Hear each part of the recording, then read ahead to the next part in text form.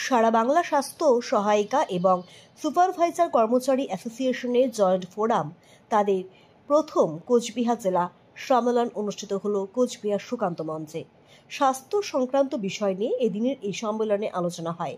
সেই সাথে কাজ করতে গিয়ে তাদের যে নানান সমস্যার সম্মুখীন হতে হচ্ছে তা তারা রাজ্য ও কেন্দ্রীয় কমিটির নেতৃত্বদের সাথে আলাপ আলোচনা হবে। অনৈতিকভাবে স্বাস্থ্যকর্মীদের প্রমোশন আটকে রাখা হয়েছে, এই বিষয় নিয়েও আলোচনা করা হবে এদিন সম্মেলন থেকে।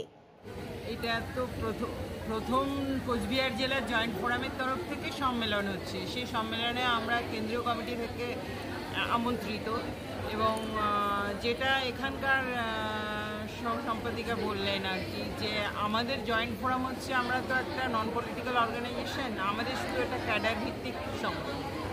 তো সেইখানে আমাদের কিছু কর্মজগতের আমাদের কিছু উন্নতি, আমাদের কিছু কাজের সুবিধা অসুবিধা, আমাদের ক্যাডারের যে প্রমোশন স্কেলের ব্যাপারে আমরা ভীষণভাবে বঞ্চিত।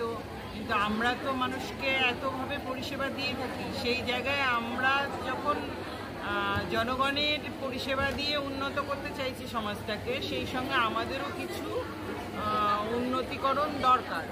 তার সপক্ষে আমাদের কিছু আলোচনা, আমাদের এই সংগঠনকে এগিয়ে নেওয়া যায়, এইটাই আমাদের মেন উদ্দেশ্য। আপনার নাম? মার্থারানী ঘোষ। আজকে আমরা কোচবিহার জেলা শাখার উদ্যোগে আমরা প্রথম একটা জেলা সম্মেলনে আয়োজন করেছি। সেটারই জন্য আজকে আয়োজন।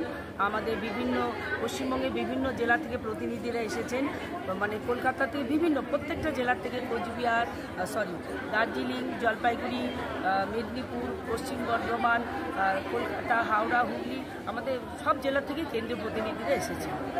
আপনারা মূলত কি বিষয়ে এখানে আলোচনা হবে? মূলত হচ্ছে আমাদের বিষয়টা হচ্ছে, যেহেতু আমরা হেলথ স্টাফ, হেলথ এমপ্লয়ি, আমাদের সংগঠনের একটাই উদ্দেশ্য, আমাদের যে টায়ার, সেই টায়ার আমরা দীর্ঘদিন থেকে আমরা বঞ্চিত।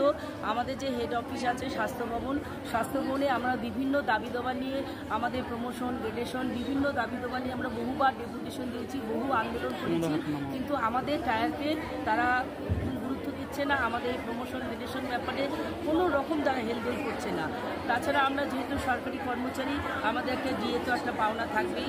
এই দাবিগুলো নিয়েই আমরা বারবার স্বাস্থ্যভবনে যাই, আমাদের এই দাবি নিয়ে আমাদের এই সংগঠনটা আজকে তৈরি হয়েছে। আগামী দিনে কি এটা নিয়ে কোনো আন্দোলনের ডাক দেবেন এখানে? অবশ্যই আগামী দিনে আমরা স্বাস্থ্যভবন, যেহেতু আপনারা প্রত্যেকেই জানেন দেশে আমাদের রাজ্যের একটা টালমাটাল অবস্থা চলছে, সেজন্য আমরা কিছুদিন পরেই আমরা স্বাস্থ্যভবনে যাব, আমাদের ডেপুটেশন আছে এবং আমরা কলকাতাও একটা অনুষ্ঠান করবার জন্য।